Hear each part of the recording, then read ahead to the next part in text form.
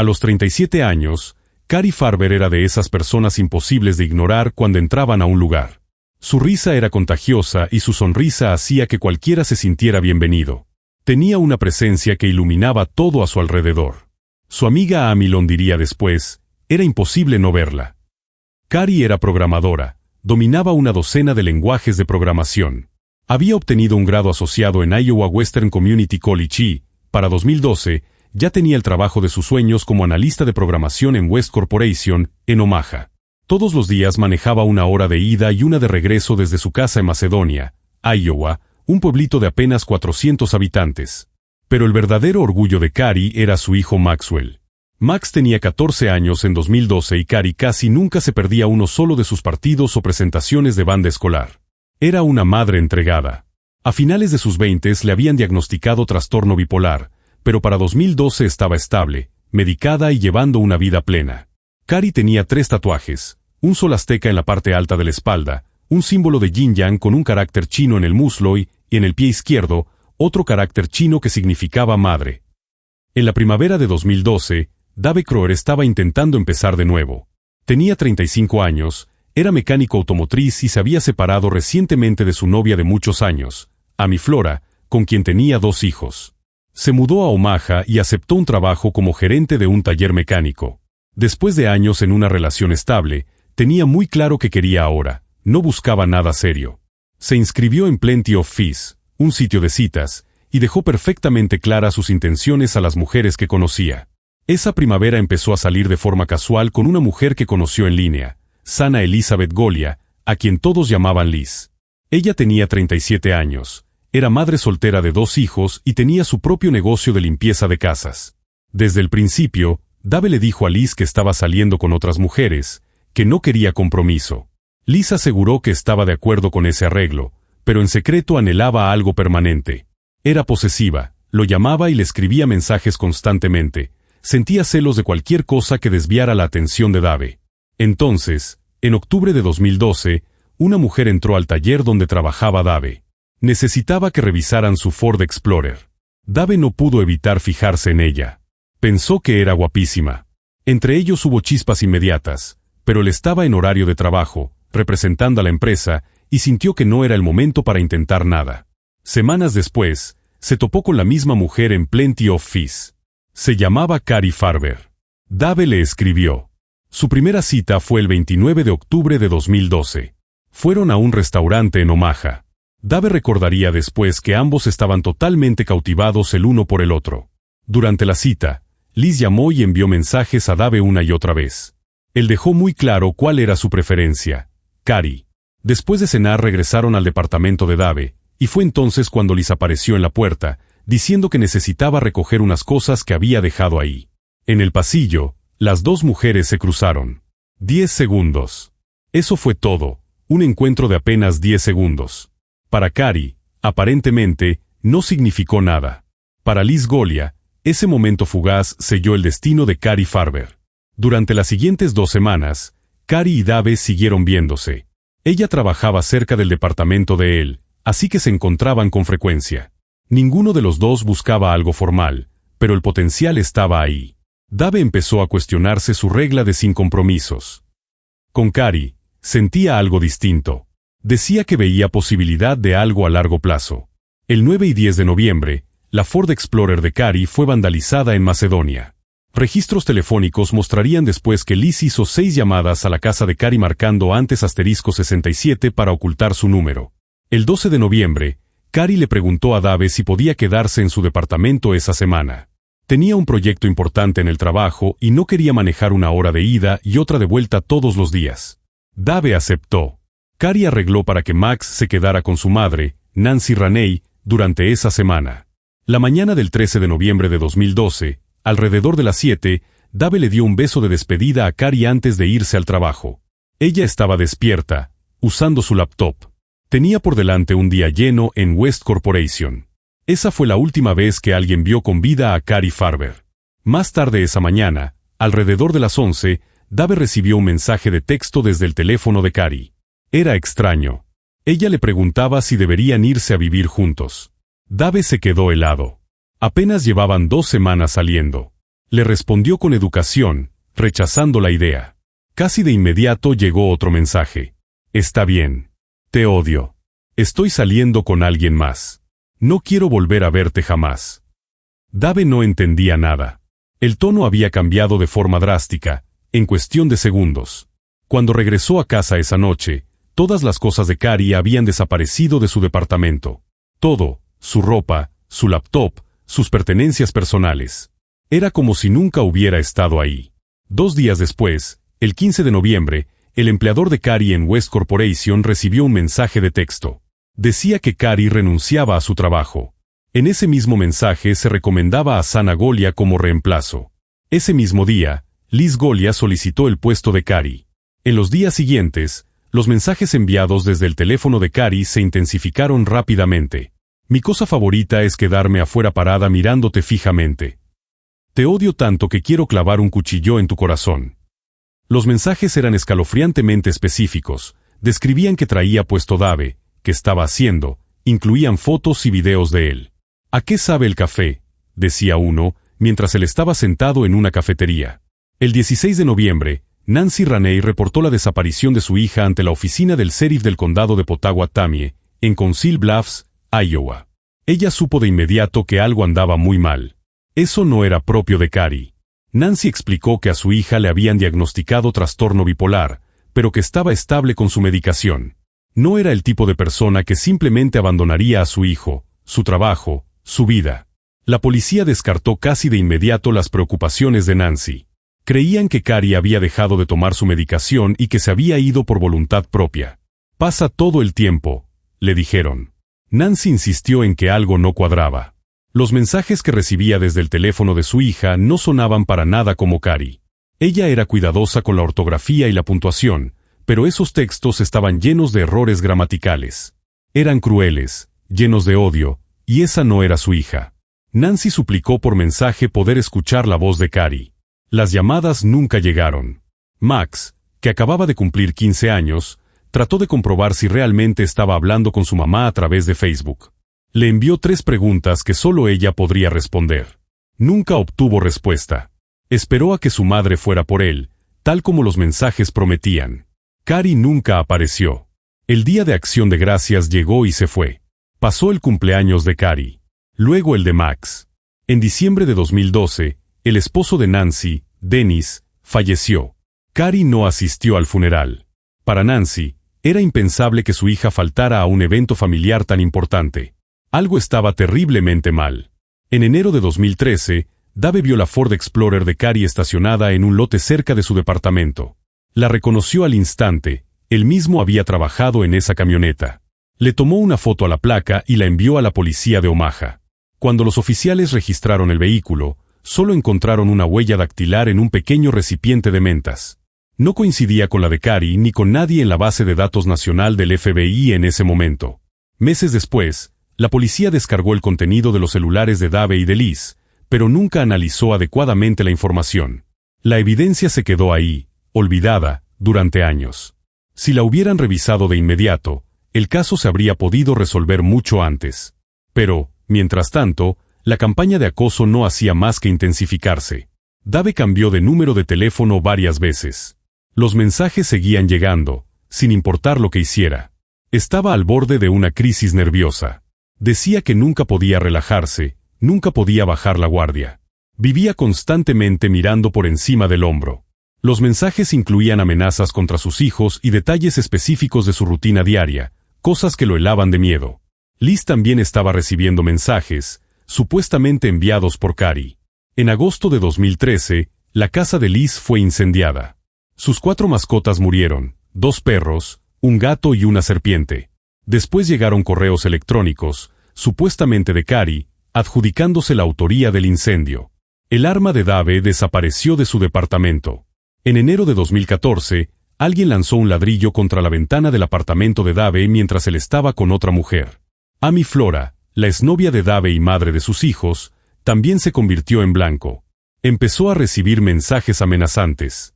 Para entonces, ya habían pasado años. Alrededor de 15,000 correos electrónicos. Entre 25,000 y 50,000 mensajes de texto. Era prácticamente un trabajo de tiempo completo, 40 a 50 horas a la semana dedicadas a arruinar la vida de todos los involucrados. Se crearon de 20 a 30 cuentas de correo falsas, todas con variaciones del nombre de Cari. En total, participaron más de 60 cuentas de correo. El caso terminó relegado al archivo de casos fríos. Cari Farber llevaba desaparecida más de 2 años. Sus cuentas bancarias mostraban cero actividad, sin compras, sin retiros, nada. El expediente se quedó abandonado como un simple reporte de persona desaparecida, sin una investigación activa. Y mientras tanto, la reputación de Cari en Macedonia se destruía lentamente.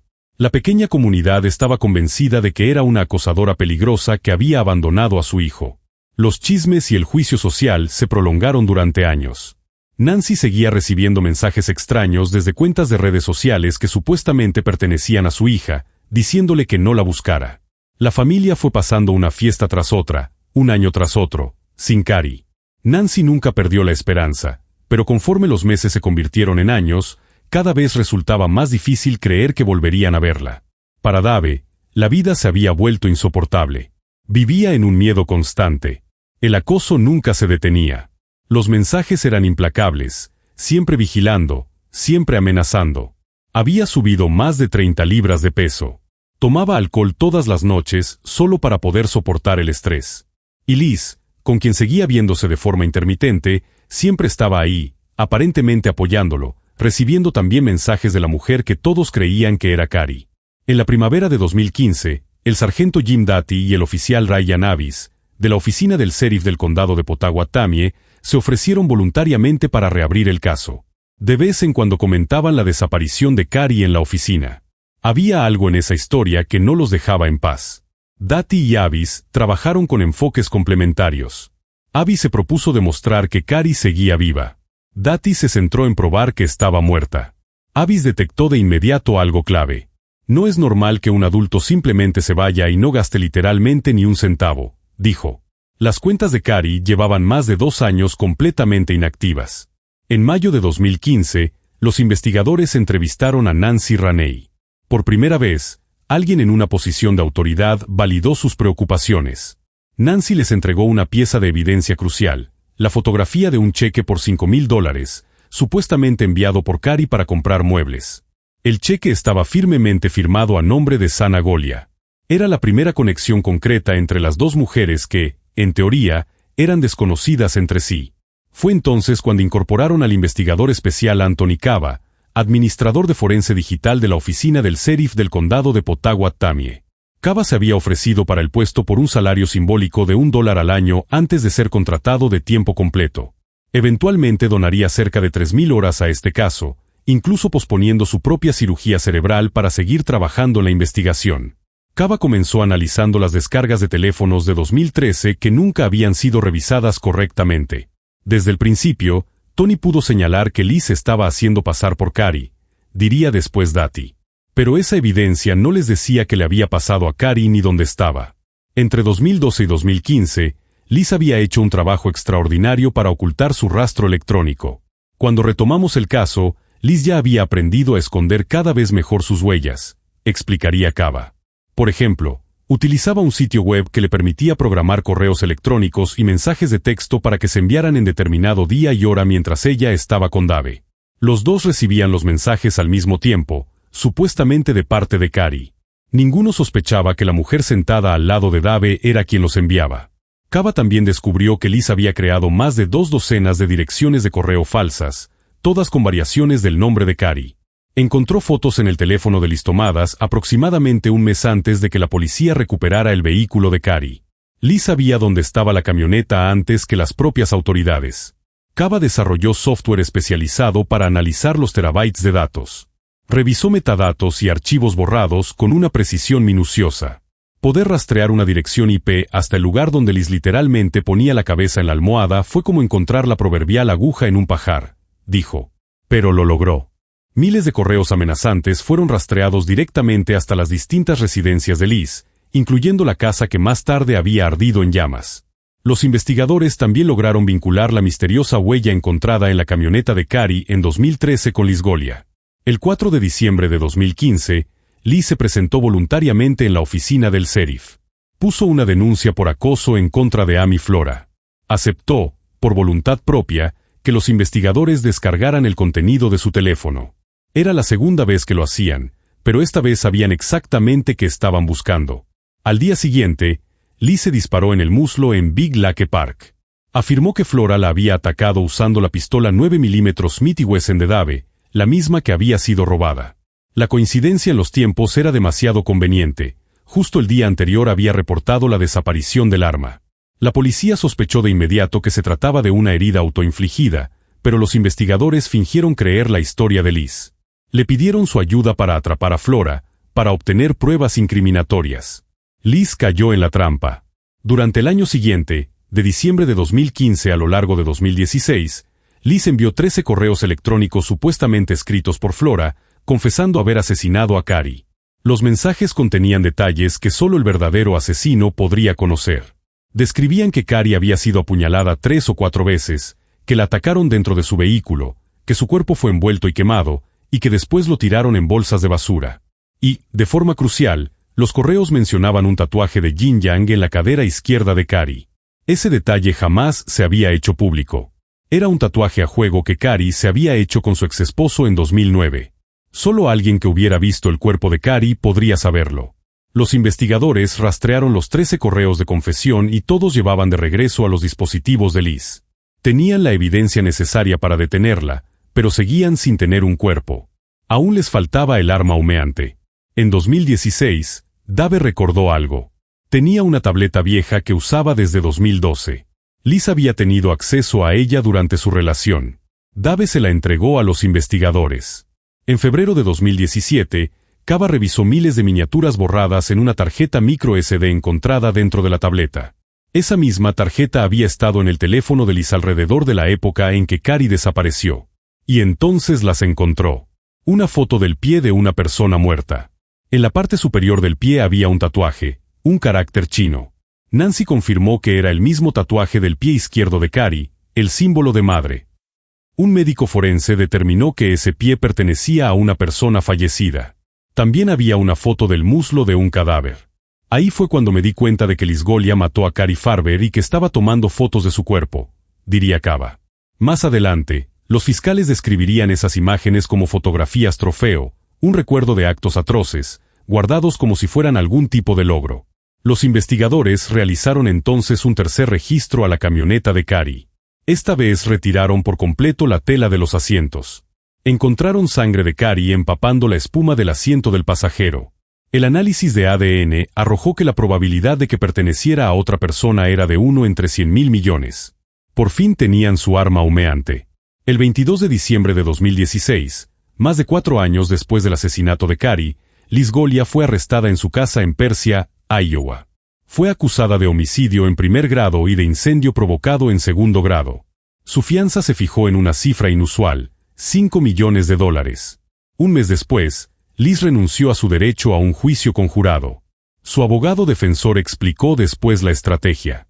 Renunciamos al jurado para acelerar el proceso, con la esperanza de ir a juicio antes de que encontraran el cuerpo, dijo. Era una apuesta calculada que saldría desastrosamente mal. El juicio comenzó el 10 de mayo de 2017. Duró 10 días. Cava testificó durante 3 jornadas completas sobre la evidencia digital. Dave Croer se sentó en el estrado y leyó solo una fracción de los 12.000 correos que había recibido. Nancy Raney declaró sobre los tatuajes de su hija y sobre los mensajes que había recibido. La defensa no llamó a ningún testigo, enfocándose únicamente en la ausencia de cuerpo, arma y testigos presenciales. Pero la fiscalía había construido un caso abrumador. Pasó años atormentando muchas vidas, tejiendo una red de engaños para mantener a Cari viva y así no ser descubierta, dijo la fiscal Brenda Beadle. 14 días después, a las 9 de la mañana, el juez Timothy Burns leyó su veredicto. Cari Farber no desapareció voluntariamente ni se cayó del planeta, dijo. Muy tristemente, fue asesinada. La corte concluye, más allá de toda duda razonable, que la acusada mató intencionalmente a Cari Farber con malicia deliberada y premeditación. Culpable en ambos cargos, homicidio en primer grado e incendio provocado en segundo grado. La sala estalló en aplausos y vítores. Nancy Raney rompió en llanto. Le devolvieron su nombre, dijo. Ya no está manchado. Ella amaba la vida. Solo desearía que hubiera tenido más tiempo para vivirla. Liz Golia fue sentenciada a cadena perpetua sin posibilidad de libertad condicional, más de 18 a 20 años adicionales por el delito de incendio. El cuerpo de Cari jamás ha sido encontrado. Su hijo, Maxwell Farber, se graduó de la Universidad Estatal de Iowa en 2021 con un título en Ingeniería de Software. Hoy trabaja como desarrollador de aplicaciones, honrando el legado de su madre en el mundo de la tecnología. En mayo de 2019, los 3 investigadores crearon el Fondo de Becas Memorial Cari Farber, destinado a apoyar a estudiantes de tecnología de la información en Iowa Western Community College. El fondo otorga becas anuales de $2,000. Durante casi 4 años, el mundo creyó que Cari Farber era una acosadora peligrosa. La verdad era exactamente lo contrario. Hoy, su nombre ha sido limpiado, y su legado sigue vivo. Hoy nos adentramos en un caso verdaderamente aterrador. A finales de abril de 2017, de un día para otro, Melinda Vasilier, de 22 años, dejó de contestar llamadas y mensajes. El último en verla con vida fue su exnovio, una relación que hacía tiempo había dejado de ser un romance normal para convertirse en un juego peligroso y volátil. Sus amigos sabían que la pareja tenía un historial de discusiones constantes y rupturas cargadas de drama, pero este silencio se sentía distinto, inquietante. Melinda Vasilier había nacido el 28 de junio de 1994 en Ontario, Canadá, en el seno de una familia unida y muy cercana. Creció junto a su hermana Cristina y su hermano David. Tenía una risa contagiosa y una manera de subirle el ánimo a los demás con su humor y su amabilidad que la hacía querida por todos los que la conocían. Desde muy joven soñó con convertirse en estilista profesional y estaba trabajando activamente para lograrlo. Pero su mayor anhelo era formar una familia propia. Quería casarse, construir una relación sólida y, algún día, convertirse en una madre entregada a un hijo o una hija. Aher Hassan nació en Hamilton, a aproximadamente 1 hora en coche de Kitchener, en una familia de refugiados kurdos. Sus padres habían huido de Irak para escapar de actos de violencia masiva y campañas de persecución étnica contra los kurdos, llevadas a cabo bajo el régimen de Saddam Hussein durante la campaña de Anfal. Mudarse a Canadá les dio seguridad física, pero las cicatrices emocionales del desplazamiento y el trauma los acompañaron en su vida diaria. La infancia de Aher estuvo lejos de ser tranquila. Su hogar estaba marcado por la tensión y episodios de agresividad. Con frecuencia fue testigo de conflictos familiares y comportamientos hostiles. Ya en la adolescencia, Aher se convirtió en víctima de una agresión brutal por parte de un grupo de hombres, un ataque que lo dejó con marcas tanto físicas como emocionales. A los 16 años abandonó la escuela, se cerró en sí mismo y comenzó a pasar largas horas solo. 2 sucesos más profundizaron sus problemas emocionales. En 2014, uno de sus amigos cercanos, el cabo Nathan Cirillo, perdió la vida durante un ataque relacionado con terrorismo en un evento ceremonial en Ottawa. 2 años después, otro amigo llamado Alan terminó con su vida saltando desde un ferry hacia el lago Ontario. Aher lloró estas pérdidas con intensidad. Pese a su carácter reservado, tenía una necesidad desesperada de conexión emocional y atención, algo que más tarde sería clave en la forma en que se relacionó con Melinda. 2 historias de vida moldeadas en entornos radicalmente distintos estaban a punto de cruzarse y desencadenar una cadena de eventos que terminaría en tragedia. Kitchener se encuentra en el suroeste de Ontario, a unas cuantas decenas de millas de Toronto y de la frontera con Estados Unidos. Antiguamente se llamaba Berlín, pero la ciudad fue renombrada en 1916 durante la Primera Guerra Mundial. Hoy es una comunidad en apariencia pacífica, con buena infraestructura, escuelas reconocidas y una vida cultural activa. El punto culminante del año es la celebración de Oktoberfest, considerada la más grande fuera de Alemania. Con desfiles, cerveza, bandas tradicionales y comida típica de la región, atrae a miles de residentes y visitantes. Entre los lugares emblemáticos de la zona está el histórico puente cubierto de West Montrose, conocido como el Kissing Bridge, que apareció en la adaptación de 2017 de la novela It de Stephen King. En medio de este entorno ordenado y aparentemente tranquilo, Melinda Vasilier vivía en un complejo residencial en Country Hill Drive. El vecindario, silencioso, con jardines bien cuidados y parques cercanos, parecía lo último que uno asociaría con un crimen capaz de sacudir a toda la ciudad. Melinda y Aher se conocieron en 2016. Ella tenía 23 años, ya vivía sola y avanzaba con paso firme hacia su carrera soñada. Aher residía en Hamilton, no muy lejos de Kitchener. Sus primeras conversaciones se transformaron rápido en una amistad. Tenían una conexión natural, intereses en común y siempre encontraban motivos para volver a verse. En pocas semanas, la comunicación se volvió constante y su relación se hizo oficial. Melinda fue clara desde el principio con sus objetivos. Quería una relación seria, una familia y, con el tiempo, un hijo o una hija. Ajer valoró su franqueza y, al inicio, dijo compartir esa misma visión del futuro. Ambos empezaron a dar pasos para construir una vida en común, hablando de asuntos cotidianos y responsabilidades. Desde afuera, parecía que habían encontrado un equilibrio que funcionaba. Pero pronto, comenzaron a notarse las diferencias. Melinda valoraba la estabilidad, los límites emocionales y un ritmo predecible en la relación. Ajer, en cambio, necesitaba cercanía constante y una reafirmación continua de afecto. Reaccionaba de forma intensa ante cualquier pausa en la comunicación o ante señales mínimas de distancia. Incluso desacuerdos pequeños sobre planes de fin de semana, momentos de celos o la manera en que cada uno invertía su tiempo empezaron a crear fricción. Al principio, estos incidentes se resolvían rápido, pero se hicieron cada vez más frecuentes. Sus conversaciones se volvieron más cargadas. Lo que antes bastaba explicar en unos minutos, se convertía en discusiones largas y repetitivas.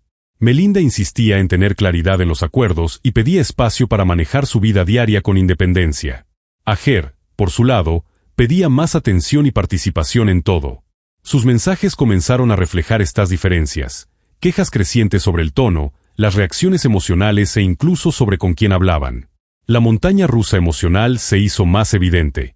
Los periodos de calma eran interrumpidos una y otra vez por nuevas peleas, cada una más intensa que la anterior. También eran muy distintos a la hora de resolver conflictos. Ajer empezó a justificar muchas de sus reacciones atribuyéndolas a diferencias culturales, pidiéndole a Melinda que fuera más comprensiva con su forma de ser. Ella sentía que no se trataba de cultura, sino de respeto a los límites, y quería acuerdos claros y, si era necesario, por escrito. Cuanto más insistía ella en reglas definidas, más pedía él excepciones, supuestamente por el bien de la relación. Eso los llevó a discutir una y otra vez sobre libertad personal, confianza y celos. Para finales de ese año, la llamada fase de luna de miel había terminado. Ya no discutían por detalles, sino por expectativas fundamentales. A inicios de 2017, la relación había llegado a un punto límite. Necesitaba una estructura clara, o un final doloroso. Poco antes de cumplir un año juntos, Melinda tomó la decisión de terminar la relación. Fue una ruptura definitiva y repentina. Hassan, sin embargo, lo tomó como una pausa temporal y siguió buscándola, mientras que Melinda insistía en que la ruptura era total. En febrero de 2017, ella viajó a Hamilton para devolverle sus cosas y cerrar los asuntos prácticos que quedaban pendientes. Lo que debía ser un encuentro breve se convirtió en una conversación larga y al final, terminaron regresando como pareja el 14 de febrero. Fue una decisión consciente, darle otra oportunidad a la relación, pero ahora bajo reglas claras y bien establecidas. Sin embargo, en cuestión de semanas quedó en evidencia que los problemas del pasado seguían ahí. El 3 de abril de 2017, Melinda tomó su decisión definitiva. Terminó la relación por mensaje, dejándole claro que no era feliz y que lo suyo no estaba funcionando. Hassan reaccionó de forma impulsiva. Se subió a su coche y condujo hasta Kitchener, a pesar de que Melinda ya había rechazado sus intentos previos de verla. Cuando llegó al edificio en el 38 de Country Hill Drive, entró a la vivienda forzando la puerta trasera que daba al patio. Dentro del departamento se encontraba la roomie de Melinda, Anna, junto con varias personas más. Asustada, Melinda alcanzó a refugiarse en el departamento de un vecino en el piso de arriba, mientras abajo comenzaba la confrontación. Dos hombres, el novio de Anna y otro vecino, intervinieron para intentar calmar a Hassan y sacarlo del lugar sin que la situación escalara todavía más. Lo que empezó como una discusión verbal se transformó rápidamente en un enfrentamiento físico. Los vecinos llamaron a los servicios de emergencia y, cuando la policía llegó, Hassan fue detenido en el lugar. Formalmente, se le acusó de entrada ilegal y de 2 cargos de agresión relacionados con las altercaciones que tuvo con los hombres dentro del departamento. Tras su interrogatorio, Hassan fue puesto en libertad bajo condiciones estrictas. Se le prohibió tener cualquier tipo de contacto con Melinda. Nada de llamadas, nada de mensajes, ningún tipo de interacción en redes sociales. Además, se le vetó el ingreso a la ciudad de Kitchener. Todas estas restricciones le fueron explicadas con claridad. El objetivo de estas medidas legales era proteger la seguridad de Melinda después del allanamiento y el fin de la relación. Lo que vendría después demostraría si Hassan iba a respetar esas reglas, o cuáles serían las consecuencias de no hacerlo. A pesar de la orden de no contacto impuesta por el tribunal, Aher Hassan siguió insistiendo en buscar a Melinda. En el lapso de 2 semanas, le envió más de 60 mensajes. El tono de esos textos iba desde halagos y súplicas, hasta frustración y amenazas veladas. Minimizaba sus conflictos, describiéndolos como simples turbulencias, atribuía todo a malentendidos culturales y recalcaba que nunca había habido infidelidad ni violencia física entre ellos. Le pedía otra oportunidad, aseguraba que no se rendía y escribía que no podía alejarse de la mejor parte de su vida. La mayoría de esos mensajes quedaron sin respuesta. El 20 de abril, Melinda fue tajante, le dejó claro que quería que toda comunicación parara. Le pidió que la dejara en paz y mencionó las condiciones impuestas después del allanamiento. Su petición nacía de un miedo real por su propia seguridad. Pero Hassan se negó a retirarse. Sus mensajes se volvieron más insistentes, pasando de ruegos suaves a irritación y exigencias de verse en persona, según él, para explicar todo y sentirse realmente comprendido. Incluso llegó a pedirle un último abrazo, supuestamente para cerrar el ciclo. Aquella cadena de mensajes era una violación abierta a la orden de no contacto, pero los textos no se detuvieron. Melinda conocía el lado impulsivo de él, pero también sentía que solo una conversación cara a cara podría darle un cierre definitivo, algo que tal vez detendría la presión de una vez por todas. Puso condiciones. La reunión sería en su departamento, con otras personas presentes, sin salir de la habitación y sin tiempos prolongados a solas. Para asegurarse de no estar vulnerable, Melinda organizó que 3 personas estuvieran en el departamento mientras se daba la conversación: Suru Matana, su hermana Cristina y una amiga llamada Ela. Su función era mantenerse cerca, observar la situación e intervenir si algo se salía de control. Acordaron también mantener las puertas abiertas, que Melinda tendría su celular a la mano y que la charla tendría un límite de tiempo. Era un intento de equilibrio, su derecho a vivir en paz, frente a la realidad de la insistencia constante de Hassan. El plan estaba trazado. El siguiente paso era el encuentro. La cita quedó fijada para la noche del 27 de abril de 2017. Más tarde esa misma noche, otra amiga se sumó al grupo en el departamento, aumentando la sensación de vigilancia y respaldo. Hassan debía llegar a una hora acordada, pero se retrasó. Conforme avanzaba la noche y él no aparecía, todo indicaba que la reunión quizá no se llevaría a cabo.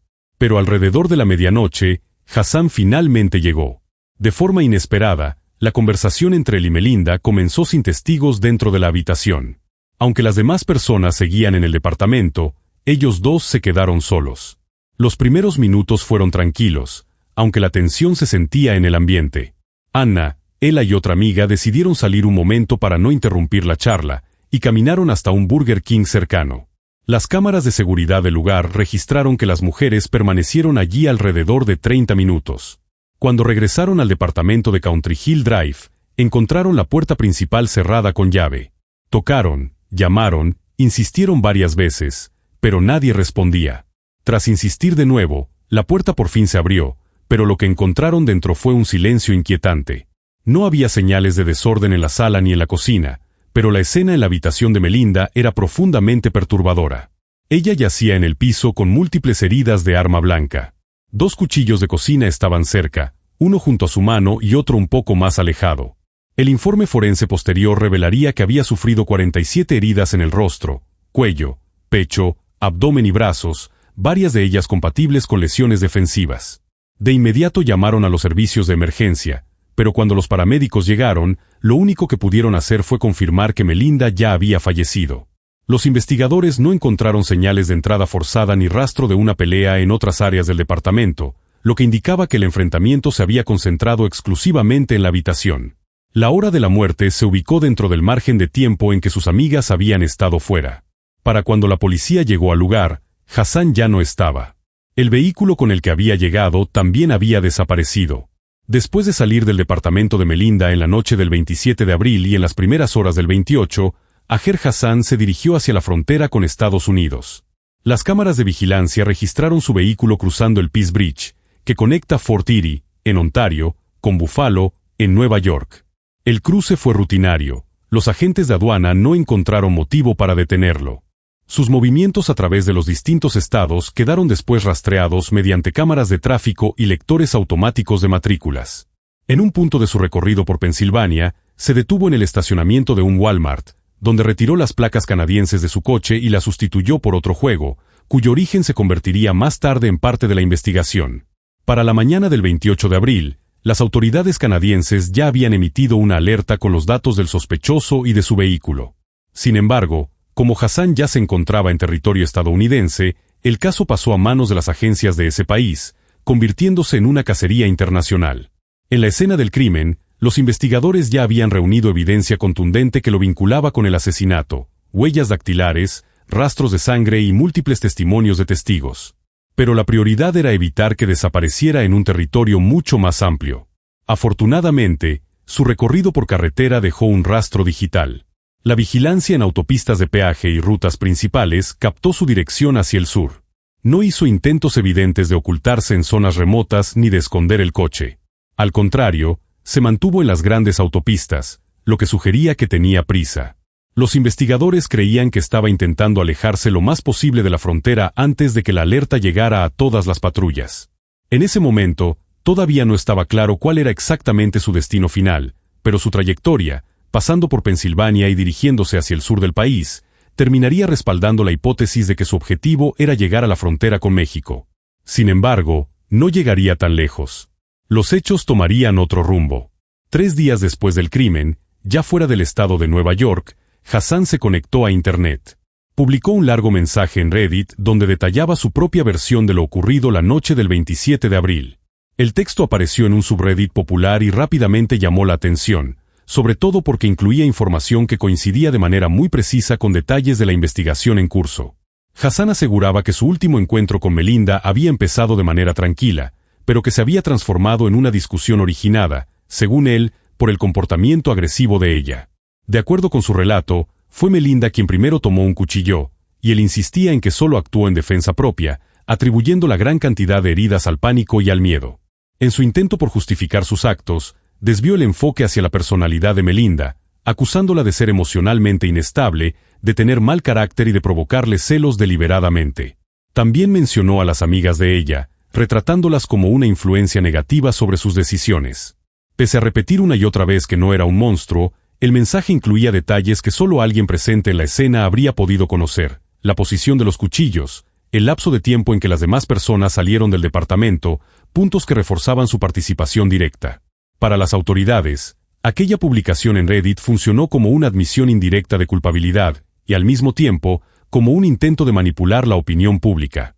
En los comentarios, algunos usuarios lo condenaron de inmediato, mientras otros le hicieron preguntas.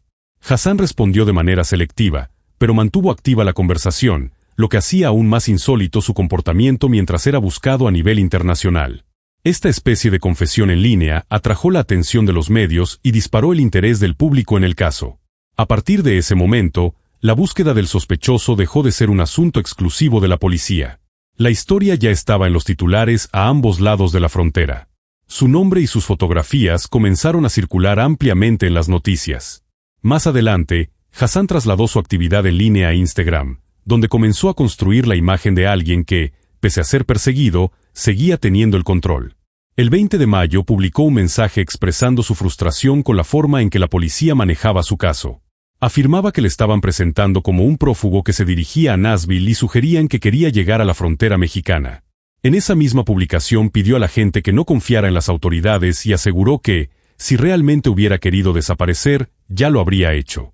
Sus declaraciones eran atrevidas y teatrales. Se describía como inteligente y prácticamente presumía que podía esfumarse sin dejar rastro. Esa actitud retadora venía acompañada de un intento evidente por cambiar el enfoque del caso, alejándolo de las pruebas concretas y centrándolo en su propio estado mental y sus motivaciones. El 18 de junio publicó una nueva serie de mensajes. 3 fotos aparecieron en su perfil, una de ellas en la que se le veía junto a Melinda. El texto que acompañaba las imágenes se leía como una especie de declaración de amor de larga data que, según él, nunca supo expresar. El tono emocional chocaba con la arrogancia que había mostrado antes y parecía pensado para despertar compasión. Sin embargo, evitó mencionar directamente lo ocurrido entre el 27 y el 28 de abril, y tampoco hizo referencia a la orden de no contacto ni al hecho de que ya la había violado. Aquellas publicaciones no aportaban datos nuevos, Pero si buscaban presentar una versión de sí mismo más suave y aparentemente arrepentida, cuidadosamente diseñada para no empeorar su situación legal. Luego, el 10 de julio, apareció otro conjunto de publicaciones. El mensaje principal decía, "I'm coming home", voy a casa, y hablaba de que era hora de cerrar el capítulo oscuro de su vida y darle a la gente el cierre que merecía. Acompañó el texto con una foto en blanco y negro de sí mismo, con semblante serio. El mensaje no precisaba cuándo ni dónde pensaba entregarse, bajo qué condiciones ni qué entendía exactamente por cierre. En la práctica, era una promesa pública sin detalles, dejando sus verdaderas intenciones abiertas a interpretación. Hassan utilizó sus publicaciones en Instagram con dos objetivos principales: controlar la narrativa, contradecir la versión de la investigación y mantener el foco sobre sí mismo, y medir la reacción del público, intentando suavizar la percepción de sus actos. Para los investigadores, esos mensajes eran también una ventana a su estado mental, a sus posibles planes y a sus movimientos.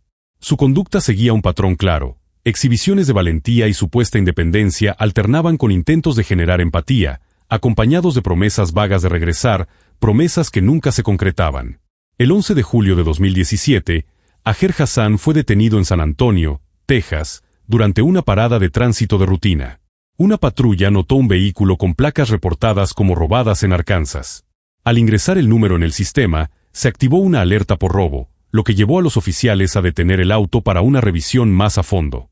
Al registrar el vehículo, los oficiales encontraron indicios adicionales de actividad delictiva. En el interior había cerca de $600 en billetes falsos, en su mayoría de $20. El propio coche también levantaba sospechas, ya figuraba en los reportes como vehículo robado. Con esos elementos, había motivos de sobra para detener al conductor y llevarlo a identificación y a un interrogatorio más profundo, coordinado entre distintas agencias. Una vez que las autoridades confirmaron que el hombre bajo custodia era Aher Hassan, los agentes estadounidenses se coordinaron de inmediato con sus contrapartes canadienses. Verificaron que Hassan era buscado por la policía de Kitchener en relación con la muerte de Melinda Vasilier, ocurrida en la noche del 27 al 28 de abril. La situación activó los protocolos formales de cooperación entre países. Canadá fue notificada y comenzaron los trámites de extradición. Debido a la aparición de dinero falso, también se involucraron agencias federales, incluida el Servicio Secreto de Estados Unidos. Hassan hizo declaraciones breves, pero no admitió culpabilidad por ninguno de los cargos. Su permanencia en territorio estadounidense se consideró una detención legítima por delitos cometidos allí, al mismo tiempo que se avanzaba en su extradición hacia Canadá. En la audiencia celebrada en San Antonio, la defensa de Hassan solicitó su liberación bajo fianza, alegando que no tenía antecedentes penales en Estados Unidos y que estaba dispuesto a cooperar con la investigación. La fiscalía se opuso, señalando su prolongada huida tras el crimen, el cruce ilegal de la frontera, el uso de placas falsas, el vehículo robado y la posesión de moneda falsificada. El tribunal tomó en cuenta todos los factores de riesgo, la alta probabilidad de fuga y el potencial peligro para la comunidad. El juez negó la fianza. En la resolución se enfatizó que el acusado ya había demostrado una clara intención de evadir la justicia y de ignorar límites legales. Hasta que el proceso de extradición se completara, Hassan permanecería bajo custodia en Estados Unidos. Mientras tanto, Canadá presentó el expediente formal para respaldar la solicitud de extradición, incluyendo detalles del crimen, declaraciones de testigos, videos de vigilancia y pruebas forenses.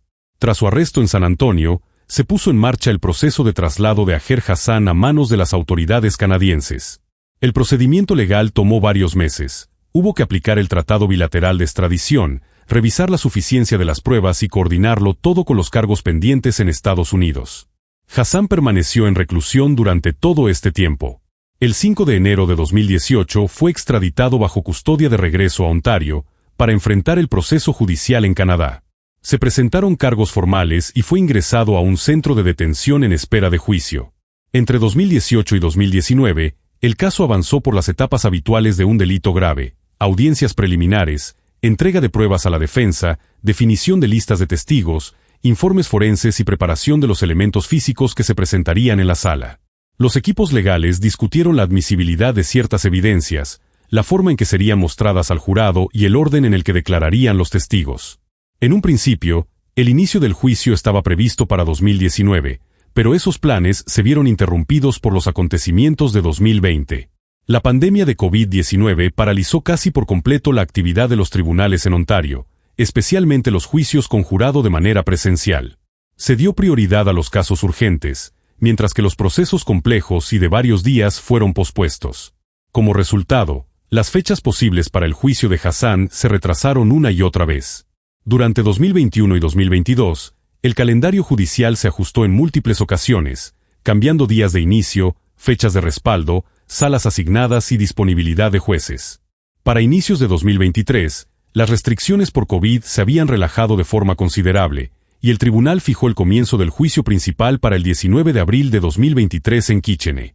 Para ese momento, el expediente probatorio era tan voluminoso como el de un caso de homicidio a gran escala, análisis forenses detallados de las lesiones, una reconstrucción minuciosa de la línea de tiempo de esa noche, grabaciones de cámaras de seguridad y numerosos mensajes intercambiados antes y después de la tragedia. Así se cerraba una brecha de 4 años entre la extradición de Hassan y el inicio del juicio. Los retrasos no obedecían a una duda sobre la solidez del caso, sino a obstáculos logísticos y a las restricciones derivadas de la pandemia. La defensa de Hassan sostuvo que no se trató de un acto planeado, sino de un caso de defensa propia. Según su versión, el conflicto estalló después de que Hassan le confesó a Melinda que había tenido contacto con otras mujeres durante las pausas de la relación. Supuestamente, ella tomó un cuchillo de cocina e intentó herirlo en la cara, pero alcanzó sus manos. Él habría reaccionado de forma instintiva, tuvo un apagón momentáneo, y al recuperar la conciencia, la vio en el suelo y pensó que el peligro había terminado. Entonces se fue. Un mensaje que envió a las 3:39 de la madrugada fue presentado por la defensa como prueba de que todavía creía posible una reconciliación. Los cortes en sus manos fueron descritos por la defensa como compatibles con alguien que intenta protegerse, y las múltiples heridas de Melinda se atribuyeron al pánico y al movimiento caótico dentro de un espacio reducido. La fiscalía, en cambio, argumentó que se trató de un acto deliberado. Citó el testimonio de Anna, Cristina y Ella, quienes confirmaron que Melinda se había quedado a solas con Hassan en la habitación justo antes de que ellas se fueran, y que no había signos de conflicto antes de salir.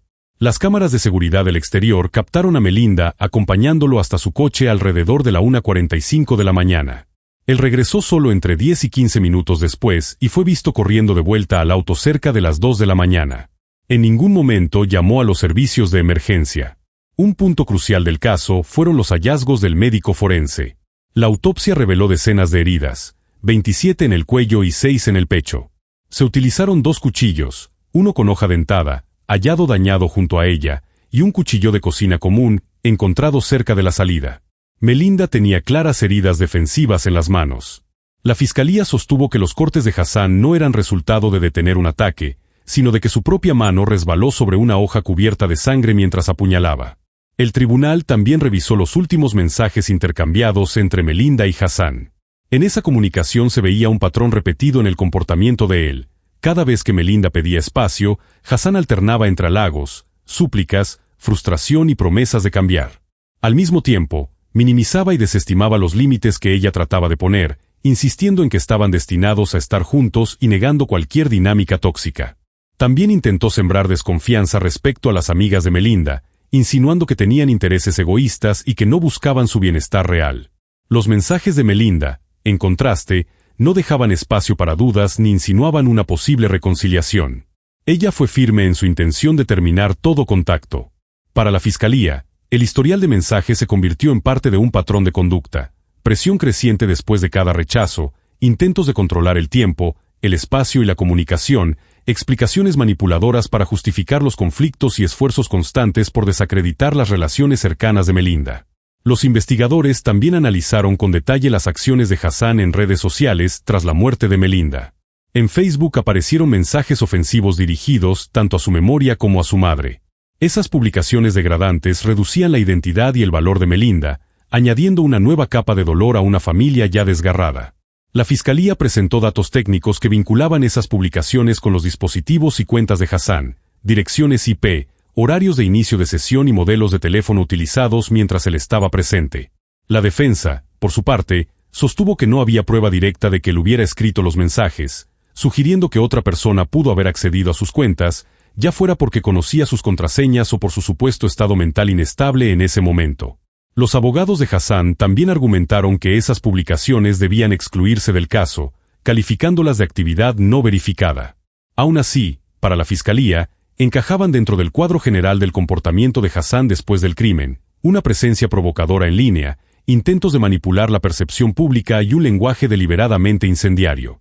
Incluso si alguno de esos textos hubiera sido escrito por otra persona, su momento, su tono y la forma en que se dirigían a los seres queridos de Melinda reflejaban de manera inquietante el estilo de comunicación ya conocido de Hassan. Incluir ese material reforzaba, ante el jurado, la imagen del carácter del acusado y demostraba que la presión emocional sobre la familia de Melinda no terminó con su muerte. Para los miembros del jurado, no eran hechos aislados. Formaban parte de una misma pauta de conducta que ignoraba por completo los sentimientos de la víctima y de sus seres queridos. En la fase final del juicio, el tribunal escuchó declaraciones personales de la familia y de los amigos de Melinda, describiendo las secuelas de su muerte. No se trataba de argumentos legales, sino de testimonios que le mostraban al jurado y al juez cómo la tragedia había transformado para siempre la vida de quienes la amaban.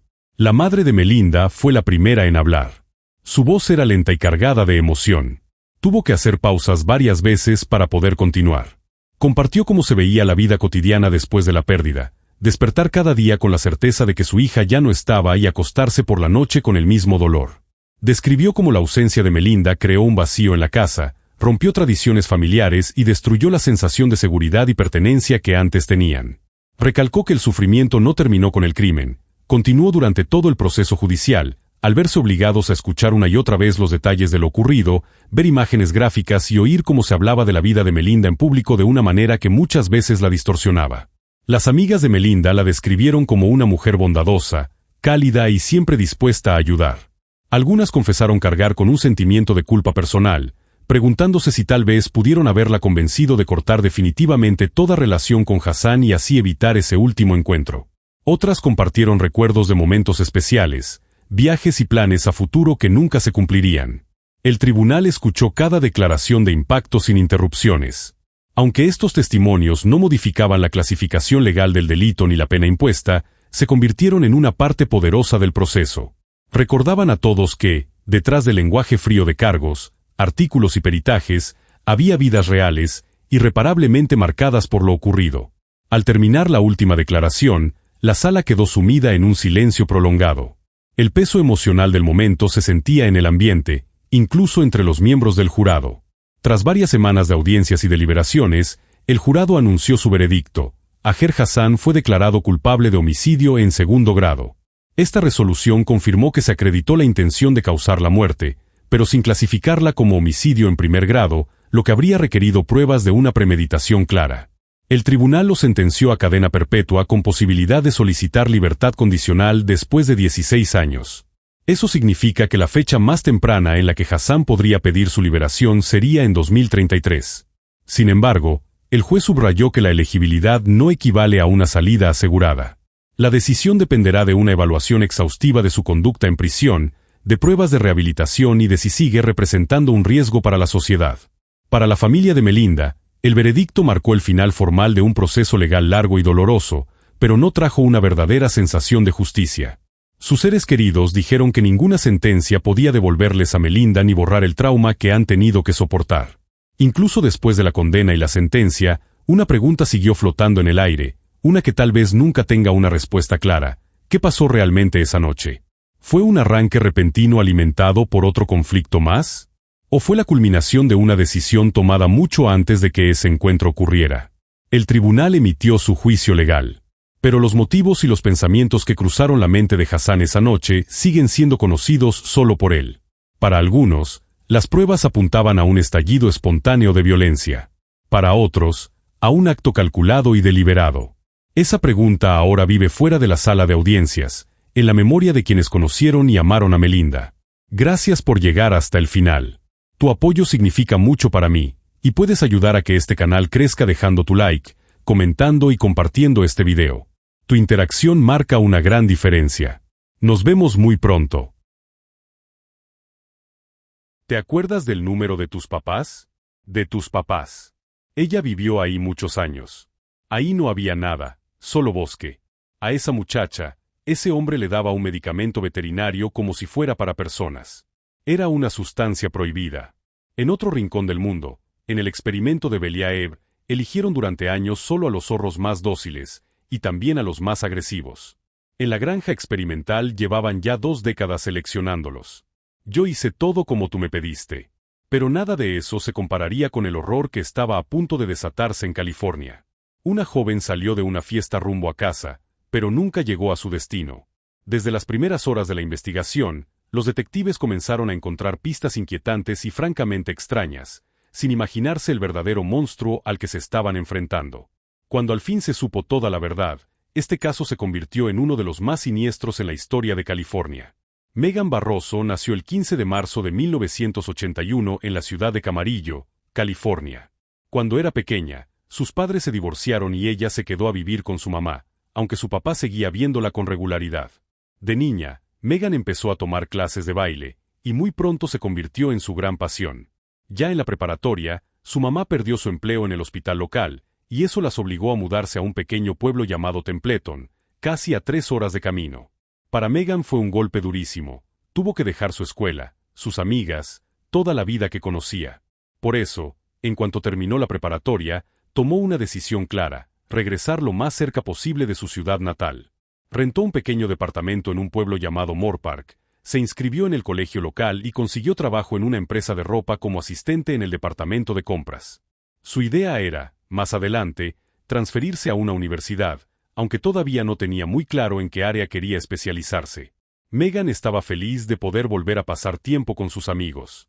Además, su papá se había vuelto a casar hacía poco y había tenido un hijo, así que ella procuraba visitar a su nueva familia siempre que podía.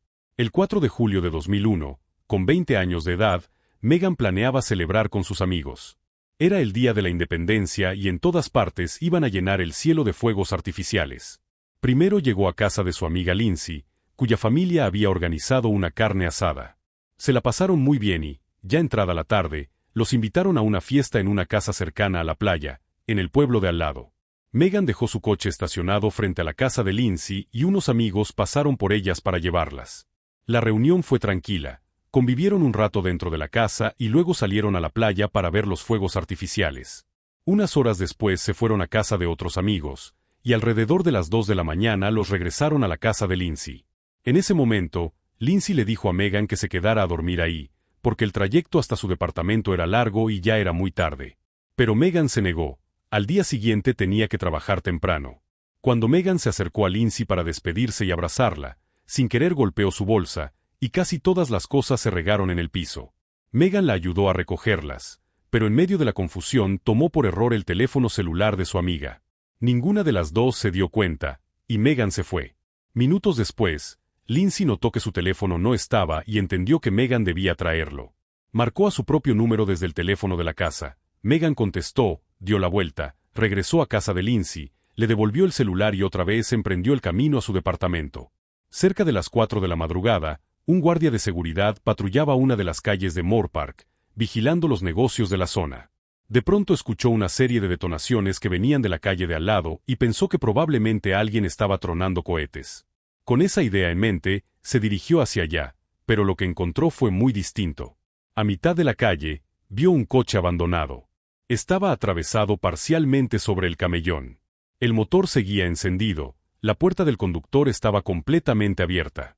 Las luces y los limpiaparabrisas todavía funcionaban, pero no se veía a ningún conductor.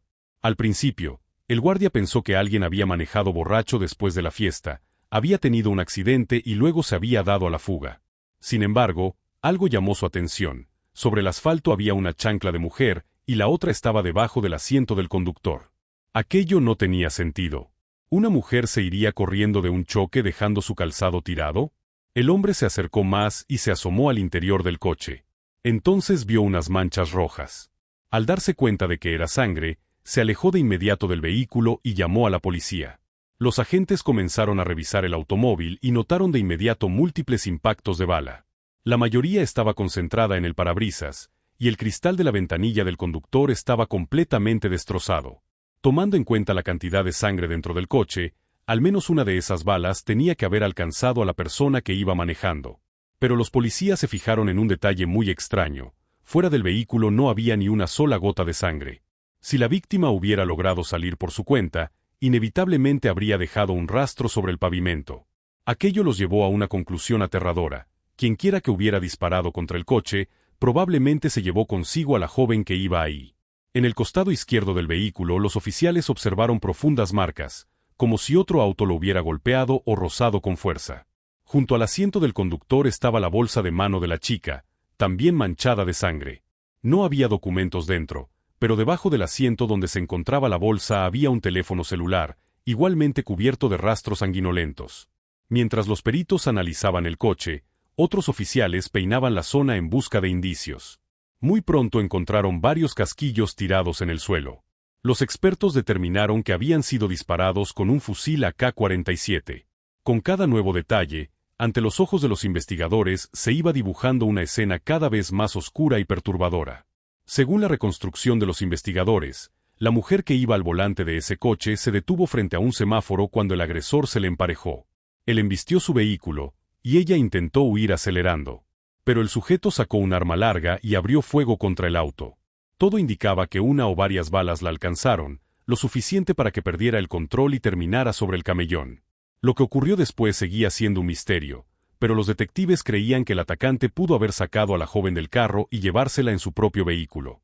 También estaban convencidos de que las heridas que ella recibió no habían sido inmediatamente mortales, tomando en cuenta la cantidad relativamente moderada de sangre dentro del coche. Mientras los peritos reunían todos estos indicios, los oficiales revisaron las placas y descubrieron que se trataba de un auto de renta.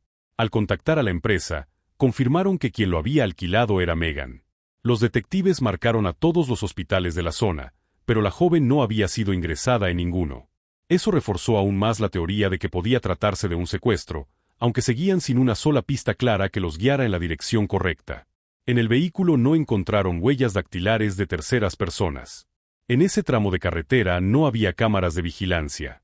Y en el momento en que todo ocurrió, no apareció ningún testigo presencial. Los investigadores fueron a hablar con los amigos y la familia de Megan. Todos aseguraron que no tenían la menor idea de quién podría querer hacerle daño. Ella no se metía en problemas, no tenía novio ni exparejas conflictivas. En general, era una chica que no tenía enemigos. La policía también entrevistó a Lindsay, quien relató con detalle cómo había sido aquel día. Según contó, ellas habían pasado un rato increíble y en ningún momento se toparon con algo extraño o peligroso. Lo único que Lindsay recordó fue el comportamiento de un chico llamado John, en cuya casa cerca de la playa se llevó a cabo la fiesta. Lindsay ya lo conocía. Para Megan, en cambio, era la primera vez que lo veía. Durante la reunión, John se le acercó varias veces a Lindsay para pedirle que lo presentara con Megan. Pero su amiga se negó. Le explicó que Megan no era el tipo de chica interesada en un ligue pasajero, y que eso era precisamente lo que John estaba buscando. Los oficiales hablaron con él, pero el muchacho aseguró que nunca salió de la fiesta, y todos los presentes confirmaron que se quedó ahí hasta el amanecer. Con ese respaldo, los detectives lo tacharon de la lista de sospechosos y se concentraron de lleno en encontrar a Megan. Llevaron perros de búsqueda hasta el vehículo, los animales siguieron el rastro, pero se detuvieron a unos metros del coche, como si el olor de Megan se desvaneciera justo en ese punto. Aquello solo reforzó la hipótesis de que el desconocido la había subido a su propio auto y se la había llevado a algún lugar desconocido. Aún así, la policía organizó un operativo de búsqueda en la zona donde apareció el carro. Los oficiales comenzaron a peinar las calles, las colinas cercanas y la desembocadura de un pequeño río. Se sumaron helicópteros equipados con sensores infrarrojos para revisar el área desde el aire. Nada de eso produjo una sola pista útil. Mientras tanto, los detectives descubrieron que el auto rentado por Megan contaba con un dispositivo similar a una caja negra, que almacenaba información sobre todo lo que ocurría con el vehículo. La policía analizó esos datos, y además, pidió a expertos en balística que determinaran la trayectoria de cada disparo a partir de los orificios en la carrocería. Al integrar toda esa información, lograron una imagen mucho más clara de lo que le pasó a Megan. Alguien chocó su coche del lado del conductor, y ella respondió pisando el acelerador para escapar. Al parecer, el agresor condujo hacia adelante y desapareció de su vista, porque Megan continuó hasta detenerse en un semáforo. Es posible que haya pensado que aquel sujeto ya se había ido, pero todo indica que él estaba esperando más adelante, cerca de ese mismo cruce. Cuando Megan se detuvo, el hombre comenzó a disparar contra su auto. De acuerdo con el análisis balístico, esos primeros disparos no la alcanzaron. Ella volvió a acelerar. Pero cuando pasó junto al tirador, él disparó una vez más, y la bala le dio en el abdomen. A raíz de esa herida, Megan perdió el control y subió el coche al camellón. Después, la joven intentó alcanzar su teléfono, que estaba dentro de la bolsa, como lo demostraban las manchas de sangre. En ese momento, el agresor se acercó a su vehículo, y lo que sucedió después, sigue envuelto en sombras. Cuando los detalles del ataque llegaron a los medios, el caso se convirtió en uno de los temas más comentados en todo el condado. La gente estaba aterrada ante la idea de un desconocido disparando con un arma de alto poder contra autos en plena calle y exigía a la policía resultados inmediatos. Los oficiales instalaron retenes para interrogar a la mayor cantidad posible de conductores. Su esperanza era encontrar al menos a alguien que hubiera pasado por ahí esa mañana. Al final, solo localizaron a unos cuantos automovilistas que recordaban haber visto el coche de Megan abandonado en medio de la vía. Todos ellos asumieron que algún borracho había chocado y escapado para evitar problemas, así que a ninguno se le ocurrió llamar a la policía. Los detectives también habilitaron una línea telefónica especial para recibir pistas. Entraron cientos de llamadas. Casi todas terminaron siendo callejones sin salida. Sin embargo, pronto apareció una pista verdaderamente extraña. Un hombre que pidió permanecer en el anonimato dijo que la mañana del 5 de julio había visto a un sujeto metiendo en la cajuela de un sedán rojo vino lo que parecía ser un cuerpo con las características de Megan. Todo habría ocurrido cerca de unas montañas con muy mala fama, un lugar donde con frecuencia se encontraban cadáveres. Los investigadores acudieron de inmediato a registrar esa zona y difundieron la información sobre el sedán rojo vino, con la esperanza de localizar a nuevos testigos.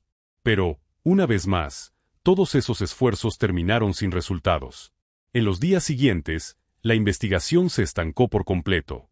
Los detectives no lograban ningún avance y, poco a poco, empezaron a temer que ya no encontrarían a Megan con vida. Aún así, se negaban a rendirse. Trabajaban sin descanso, examinando una y otra vez cada posible línea de investigación. Sin pistas claras, la policía volvió a revisar a fondo el entorno de Megan, buscando entre sus conocidos a un posible sospechoso. Incluso pidieron a especialistas en grafología que analizaran su letra en documentos de trabajo, tratando de detectar si en los días previos a su desaparición ella había estado bajo un estrés inusual. A pesar de la falta de resultados, los agentes siguieron adelante con los rastreos. En cierto momento, durante una búsqueda en la zona montañosa, encontraron un cráneo humano. Los peritos determinaron rápidamente que pertenecía a un hombre desaparecido el año anterior. No tenía relación con Megan, pero confirmaba lo que muchos ya intuían: aquellas montañas eran territorio de muerte. Pasaron unas semanas desde la desaparición de la joven y la policía anunció una recompensa de $25,000 por información útil. Más adelante, habilitaron también una página en Internet dedicada exclusivamente al caso, donde cualquiera podía aportar pistas de forma anónima. Tiempo después, los investigadores recurrieron a la ayuda de una reconocida perfiladora criminal llamada Sharon Hagan, quien años más tarde participaría en la creación de la película Zodiaco y de varias series sobre asesinos. Tras estudiar a fondo todo el material disponible, Sharon llegó a una conclusión contundente: lo más probable era que el agresor de Megan tuviera un motivo sexual. Los detectives no compartían del todo esta hipótesis. Ellos se inclinaban más por la teoría de un ataque derivado de un conflicto vial, un arranque de furia en la carretera. Pero Sharon estaba convencida de que el sujeto había secuestrado a Megan con la intención específica de abusar de ella. Y fue más allá. Estaba segura de que no era la primera vez que ese hombre atacaba, y logró vincular varios expedientes que, según ella, podrían ser obra del mismo depredador. 2 años antes de la desaparición de Megan, una joven llamada Joanna descansaba en su cama cuando un hombre irrumpió en su habitación. Llevaba máscara y traía un cuchillo en la mano. Dijo ser policía y le ordenó que se desnudara por completo. Luego tomó las llaves de su coche y la obligó a subir al vehículo. La llevó hasta un parque, donde ya había extendido una cobija sobre el pasto. Ahí la agredió sexualmente y cuando terminó, la regresó a su casa. Otro ataque ocurrió tan solo unos días antes de que Megan desapareciera. Donna, una joven de 22 años, caminaba por la calle cuando, de pronto, de unos arbustos frente a ella saltó un hombre vestido completamente de negro. Amenazándola con un cuchillo, la obligó a aventar su celular entre los matorrales y a subir a su coche. Dentro del vehículo la violó, después le vendó los ojos y la llevó a una casa desconocida. La hizo entrar y volvió a abusar de ella. Al terminar, cambió de actitud, empezó a consolarla, le prometió que la soltaría a tiempo para que llegara a su turno de trabajo en la mañana e incluso le ofreció un refresco.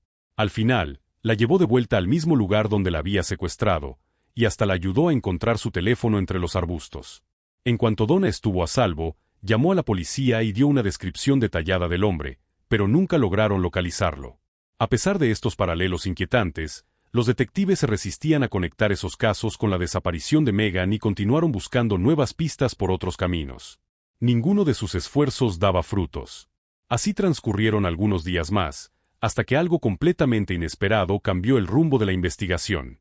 El 26 de julio, un hombre de una ciudad vecina llamó a la policía para denunciar que su vecino había robado en su casa.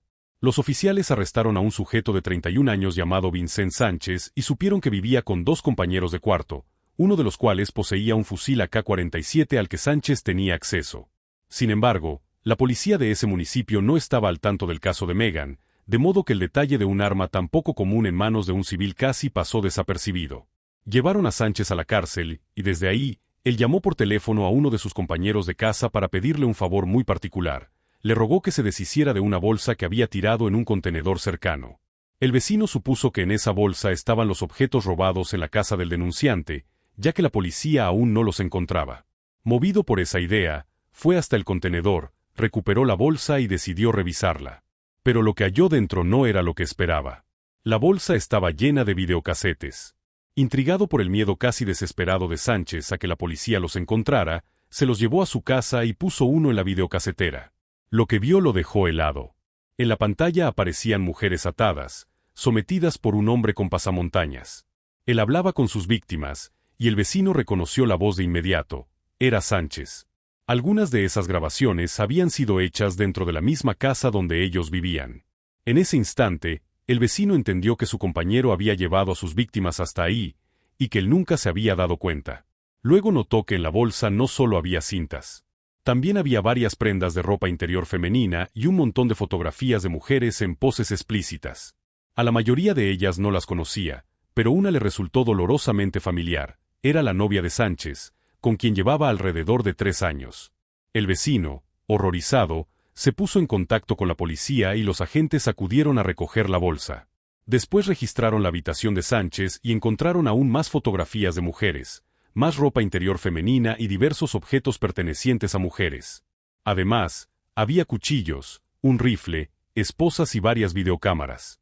Lo que había empezado como un simple reporte de robo doméstico se transformó de pronto en algo muchísimo más grande y siniestro.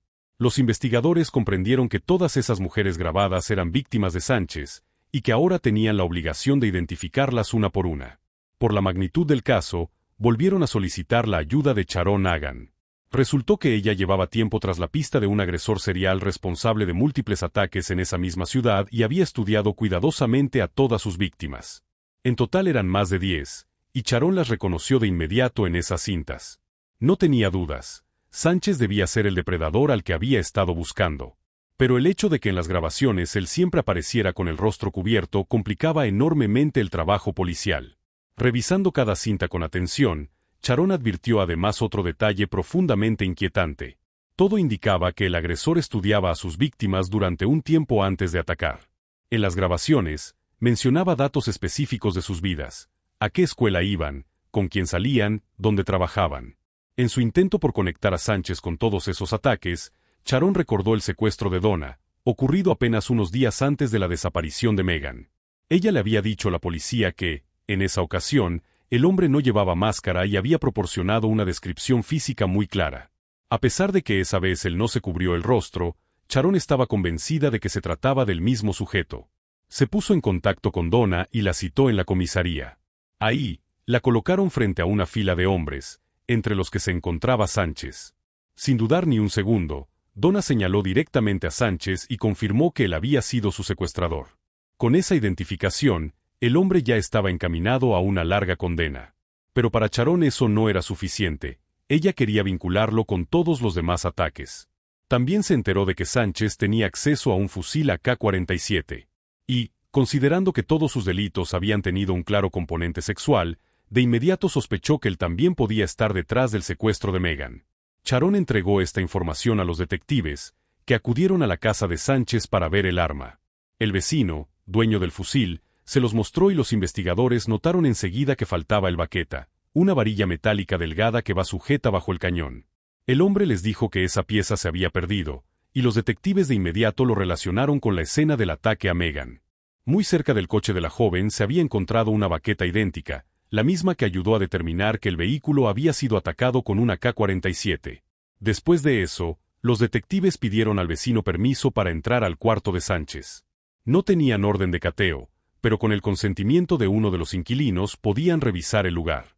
Sus compañeros ya se habían llevado todo lo que les pareció mínimamente sospechoso. Aún así, algo llamó la atención de los investigadores: una chamarra de mujer tirada en el piso. Era muy similar a la que Megan llevaba puesta la noche en que desapareció. De inmediato solicitaron una orden formal y enviaron la prenda al laboratorio. Mientras esperaban los resultados, hablaron con los vecinos de Sánchez para saber dónde había estado el 4 de julio. Según contaron, esa noche invitaron a varios amigos y estuvieron celebrando el Día de la Independencia hasta alrededor de las 10. Después, los invitados comenzaron a retirarse, y Sánchez se quedó bebiendo con uno de los compañeros de casa. En teoría, cuando este último se fue a dormir, Sánchez debía acostarse en el piso de la sala, ya que su cama la había usado uno de los visitantes. Sin embargo, cuando el vecino se despertó a las 2 de la mañana para ir al baño, la sala estaba vacía. Sánchez no estaba ahí. 2 horas más tarde volvió a despertarse, y el hombre seguía sin aparecer. Esta vez, alcanzó a escuchar ruidos extraños provenientes de la calle. Se asomó por la ventana y, para su sorpresa, vio a Sánchez lavando su camioneta. Era una imagen muy extraña para esa hora, las 4 de la madrugada. Otro de los compañeros se levantó a las 5:30 y, para entonces, Sánchez seguía limpiando el vehículo. Más tarde comentó que la camioneta se veía como nueva, sobre todo después de que lavó los asientos con champú. La novia de uno de los vecinos también notó un rayón largo y reciente en el costado del pick-up, y cuando le preguntó qué había pasado, Sánchez respondió que se había quedado atorado en el tráfico y que otro coche lo había golpeado. Además, los detectives hablaron con el mejor amigo de Sánchez. Él les contó que el 4 de julio estaba muy alterado por los problemas con su novia, la relación se estaba desmoronando. Esa noche, Sánchez intentó llamarla una y otra vez, pero ella nunca respondió. Los investigadores descubrieron también que la casa de la hermana de esa novia, donde se celebró una reunión por el Día de la Independencia, estaba muy cerca de la casa de la amiga de Megan. Los detectives plantearon la posibilidad de que Sánchez hubiera ido hasta ahí con la intención de hablar con su novia, pero que, al llegar, la fiesta ya había terminado. Según la información que tenían, él ya había amenazado varias veces con matar a los familiares de ella usando el fusil, porque se oponían a la relación. Era perfectamente posible que hubiera llevado el arma con la intención de intimidarlos.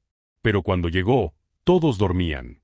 Solo quedó él, en una calle oscura y desierta. El escenario perfecto para que viera a Megan despidiéndose de su amiga, decidiera seguirla y, más tarde, emboscarla. Mientras los detectives reconstruían cada detalle, Sánchez, acorralado por la cantidad de pruebas, terminó confesando múltiples agresiones sexuales. Admitió que vigilaba a sus víctimas, que investigaba sus datos personales y que se metía a sus casas antes del secuestro para conocer la distribución de los cuartos. Pero se negó rotundamente a reconocer cualquier participación en el caso de Megan. Para los investigadores, a esas alturas, la posibilidad de encontrarla con vida era prácticamente nula. Y después de hablar con el mejor amigo de Sánchez, creían saber dónde podía estar su cuerpo.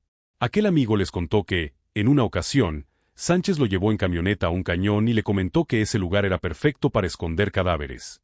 La policía pidió ayuda a voluntarios y organizó un enorme operativo de búsqueda en esa zona. En total, participaron cerca de 3.000 personas, pero el terreno era tan complicado que el avance era desesperadamente lento. Mientras tanto, los investigadores recibieron por fin el informe del laboratorio.